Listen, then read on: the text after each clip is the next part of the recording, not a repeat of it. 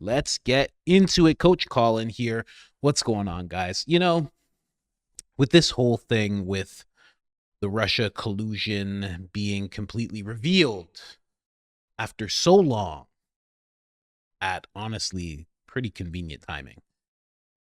And they're talking about Obama and what he's been pushing and how he knew and it happened under him, and they're pretty much framing him as the I don't mean framing like he got framed. I mean, he's positioned as the person who led this, right? And I believe that could be true. I mean, that would make sense. Him and Trump did not see eye to eye.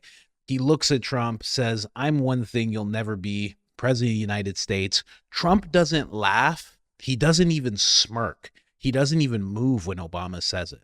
And the next thing you know, Donald Trump is president. As much as that statement got to Trump, Trump becoming president probably really, really got to Obama. So I can 100% see him being like, okay, let's put this into action. On top of that, there's the part that no one talks about. And it's funny because the only person while Obama was running to talk about it was Newt Gingrich. And he was like, you don't understand. He's a community organizer from Chicago. And everybody was like, community organizer, that's like a good thing. And he was like, you don't understand what that is. He goes, you don't understand what he's going to bring us to. He is past what a socialist is. You don't get it. And a lot of people still to this day don't understand. Saul Alinsky, the Rules to Radicals, he would tell his people that were under his tutelage. Obama didn't actually get to meet and learn from him, but the book Rules for Radicals is a guide through to Saul Alinsky's mind and how he would do things in the political square. Hillary Clinton viewed him as a mentor, and he would tell people to become community organizers, because when you become a community organizer, you put yourself on this level where you're one of the people and you're able to, like it says in the title, organize people. You're able to gather people up and say, hey, you're downtrodden and black and brown and Asian and immigrant and you're poor and come on, all you guys. And you gather them up. You gather up as many minorities, as many little boxes of people as you can until you have so many people that you actually have power. You have power like the majority would, but you still get to frame yourself as a minority because you're built up of minorities. So it's very, very clever, but that's what community organizers do. And usually at the heart of what their plans are, it's very socialist. It even touches on communist type elements. And that's what Obama was. That's what AOC is. Hillary, she didn't really have a chance to be that. But when you're a person of color, like the two I just mentioned, you have the ability to work your way in the community and become just that. And that's what he was. And the only person that was sounding the alarm was Newt Gingrich. And, I just jump over here really quick because, people are almost, I'll just say people are shocked that Obama is lying. That he would be willing to lie in such a way. But of this intelligence assessment, there are multiple pieces of evidence and intelligence that confirm that fact. Even 2 years later, after the election, Barack Obama was still pushing a hoax he knew wasn't true. And he knew it wasn't true because he helped manufacture it. They're undermining our alliances, cozying up to Russia. What happened to the Republican Party? They're cozying up to the former head of the KGB. Actively blocking legislation that would defend our elections from Russian attack. What happened? Now, I don't know if it's possible to indict a former president for actions he took while in office. I'm not a lawyer, proudly. But Brennan, Comey, and others may have severe liability. Trey Gowdy. Now, I play that because that was Obama pushing that thing that he knew was a lie. And a lot of people are like surprised by that type of thing. But he has been like this. And even up until 2024, that was his last like big stage appearance. Really? I mean, he did a couple of talks and whatnot. He was on his podcast with Michael and everything. But this was, the last big thing he did in regards to Kamala Harris and while she was running. Maybe you're Muslim American or Jewish American and you are heartbroken and Maybe you're Muslim American or Jewish American, and you are heartbroken and furious about the ongoing bloodshed in the Middle East and worried about the rise of anti-Semitism. Why would you place your faith in somebody who instituted a so-called Muslim ban, who sat down for pleasantries with Holocaust deniers, who said that there were very fine people on both sides of a white supremacist rally?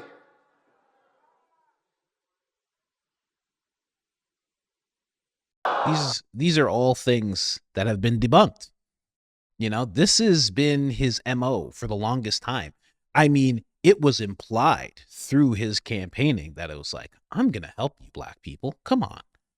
You know I'm going to help guys.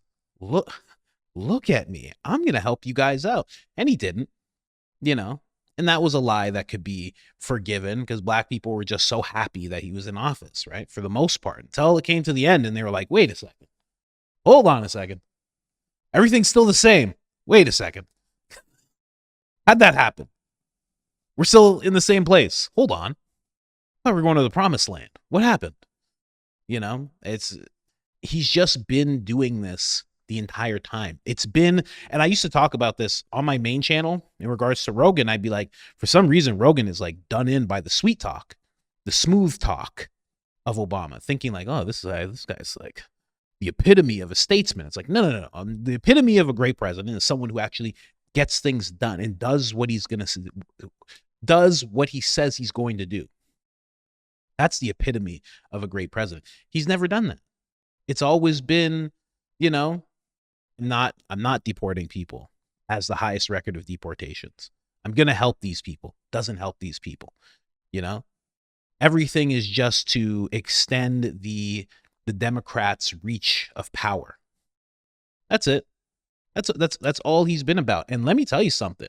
He knows about this perfectly. This clip shows it perfectly. He understands exactly what he was doing when it came to the Russia hoax, when it comes to him being on stage trying to talk down on Donald Trump. He knows exactly what he's doing. Listen to this.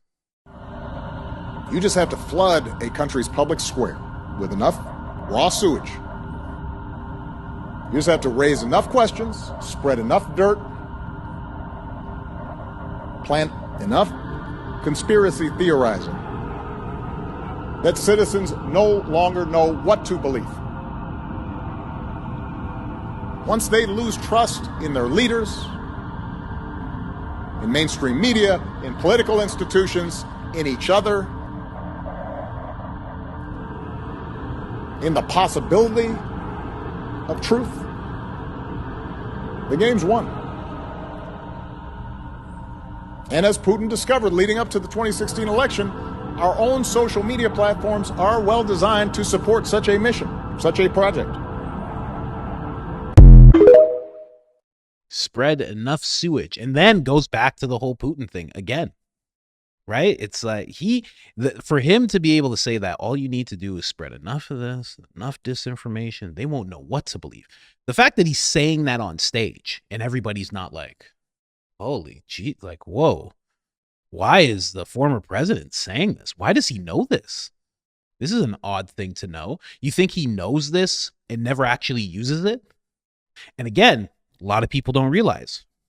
Go to Rules for Radicals. Check that book out. Saul Alinsky. Check the book out, because what he just said is it's exactly what that book teaches you. It's exactly what Saul Alinsky teaches. Like, look into it. That's it in a nutshell. So it's like Obama knew. He's been like this for a long time. He knew what he was doing when it came to that whole thing, right? Now they have to do an investigation. Like I said on the video I just released, they have to do an investigation now. Tulsi's like, here's all the information. Here's all the evidence.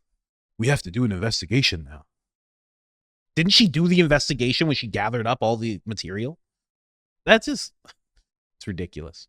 But he's been doing this. He's been lying like this for a long, long time. And it's not going to stop. He's going to keep doing it because he's not going to go to jail. He's not going to get arrested. Just not going to happen. And honestly, I don't know we've seen Trump be very kind in the past, like when it came to Hillary, which also touches on, no accountability again. But when it came to Hillary, he was like, yeah, it would look terrible if we did this to a former president's wife. It could just look terrible. So we would think Trump is very consistent. He'll probably say the same thing when it comes to Obama. He'll probably say it would look terrible to do this to a former president. We shouldn't do this. Or maybe he's been scorned enough by them, the mugshot and everything, that he'll be like, you know what? Whatever they deem suitable for his punishment, I'm there for it. Yeah, maybe that's what he'll do. Hopefully, we'll see. But the fact that people are, it's very interesting that people are kind of surprised by what Obama has done, and just the things that he's said over time.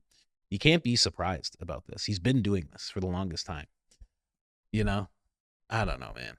I just I found that very interesting, that clip that he's saying this. Like, let me see that. You just have to flood a country's public square with enough raw sewage. You just have to raise enough questions, spread enough dirt, plant enough conspiracy theorizing that citizens no longer know what to believe. And that also touches on, that thing that he just said also touches on the whole implanting memories in people, right? Because the implanting memory, I don't know if you saw it, the WEF, they were talking about implanting memories in people, false memories. He's kind of touching on the exact same thing. And, not to, well, actually, yeah, I'm harping on the book. If you read Rules for Radicals, they have the exact same thing. They are not saying that they're implanting false memories, but you would understand it as, putting in false narratives. They know how to install a false narrative and get the population that already sides with them and otherwise to run with it. They know how to do that. And that's what he did. He's out in the open about it. He's like, you just need enough sewage, enough dirt, enough conspiracy. People won't know what to believe. He knows exactly what he's doing. It's very, very interesting. Very interesting to see how he did that. But he's Chicago. That's also the thing. Have you ever seen, I try not to talk about Rogan on this channel, but there was one guy who got arrested. He was in Chicago politics. What is this guy's name? Rod. His name is becoming whatever this thing is. Why, it's Duncan Trussell. Rod. His name was B. Yeah, there it is. Baloygovich or something like that. This dude, he tells a story. He got arrested. He went to jail and everything. He talks about how wildly corrupt Chicago politics are and how everything works. And, basically he went to jail. Kind of went to jail for Obama. Like, he didn't snitch. He was put in a position where I wouldn't say it was either him or Obama. It was him and some other guy. They went up for a crime, and it wasn't exactly that Obama did it, but it was in the realm of, it was surrounding Obama, this weird corruption case that was going on. And, that's just how Chicago politics are. Very deep. They're very deep into the whole, everything being very corrupt. I want to compare it to the mob. That's like what I'm dancing around, but I want to compare it to the mob, how the mob in Chicago worked. It seems like the politicians took a lot of their steps from the mob and some of them from Saul Alinsky. It's very, very interesting stuff. Newt Gingrich as well. Let me see if I can find Newt Gingrich, Obama. He was the only one. Old videos too. Nobody ever talks about this. Newt Gingrich destroys clueless Bill O'Reilly on Obama and socialism. Attacks Obama's background. Let's see. As Kaine has stumbled, Newt Gingrich has charged into the opening that's created. He's now the front runner in the early primary state of South Carolina, and Nancy Cordes is in Greenville tonight. Nancy? Scott, as Gingrich gains momentum here and around the country, he's making a serious bid for Tea Party voters who may be losing some 11 million jobs. He stands for unemployment. At a values level, we stand for American exceptionalism, the Constitution, the Declaration of Independence. He stands for some weird European internationalist, elitist, secular model that doesn't work. The former House Speaker also expressed suspicion several times about Mr. Obama's background as a community organizer and said that the president has, quote, no solutions for America. He is clearly trying to prove to Republican voters here and around the country, Scott, that it is he and not Mitt Romney who would go after the president most aggressively. And nobody had any idea. I mean, some people did, but nobody had any idea what a community organizer was. No one understood when he would say that, why that was a bad thing, because it sounds like such a good thing. You know, it's like when someone says, I'm an activist. It's like, it's like, what comes into mind? It's like you're fighting for the people, you know, you're going after injustices, you're making things right. That's what it sounds like when you're an activist. But today, if I tell you, you know, teachers have become activists, you're like, oh yeah, hell yeah, they have. And it's terrible. We all know what that is now. Oh, I didn't even edit the episode. I just realized as I'm talking that I just put out an episode and I didn't edit it, and it probably sounds really echoey. Damn it. How long's it? You know, I had to break the fourth wall there for a second. Oh, I put it out and I forgot to edit it. Oh, because I got rid of my editor, right? I had to. And I'm doing it myself again. Oh, man. So sad. So sad. Whatever. I'm sorry, guys. If you guys heard that episode and you were like, what is with that crazy echo? I apologize. Sorry about that. That will not happen again. But when it comes to this whole thing, he was the only one. He's the only one that ever had anything to say. And people, it was the first time that somebody was just racist for complaining about a candidate. And that's what he got framed as. It was very easy. Very, very easy. You know, he's a community organizer in Chicago. Oh, so you don't like that he helps people who are in poverty that are black in Chicago? Is that what your problem is? You don't like that he helps blacks and Latinos in Chicago? That's what happened. So I'm not surprised by Obama whatsoever. I've done many episodes on him and the lies that he spews. You know, he was really, I don't want to say a puppet. You know, I guess you could say a puppet, but he was really like Mondani. You know that Zoran, is that how you say his name? Zoran Mondani? Like that guy. That guy's, you could tell he's so polished and so positioned and everything is just like this big smile all the time that you're just like, oh, this guy's fake. They've already found him doing like different accents and stuff like that. He has like 3 different accents he does, you know. They catch him. Sometimes he talks like he's South African. Sometimes he's talking like a brown guy. Sometimes he's talking like Vivek, you know, but it's just like, it's all different.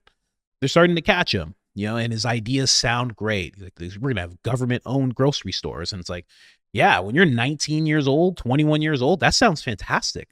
That guy, that Mondani, he's a community organizer. Same way Obama was. It sounds great. Government owned grocery store, and they're just going to give us food? Well, that's fantastic. When you're 19, 20, you don't know what was going on in Venezuela or like the Soviet Union. It sounds absolutely amazing, right? You have no clue. You know, that's why it's so important to history. You know, we go back to talking about false memories and whatnot. You know, that's why it's so important to be able to not forget what has happened, not just in America, but around the world. Because then you can point at things and go, you know, it's like that meme with Leonardo DiCaprio. You know, you catch those things. So when I hear that, I'm like, oh, he's talking about something terrible. How are you going to do that?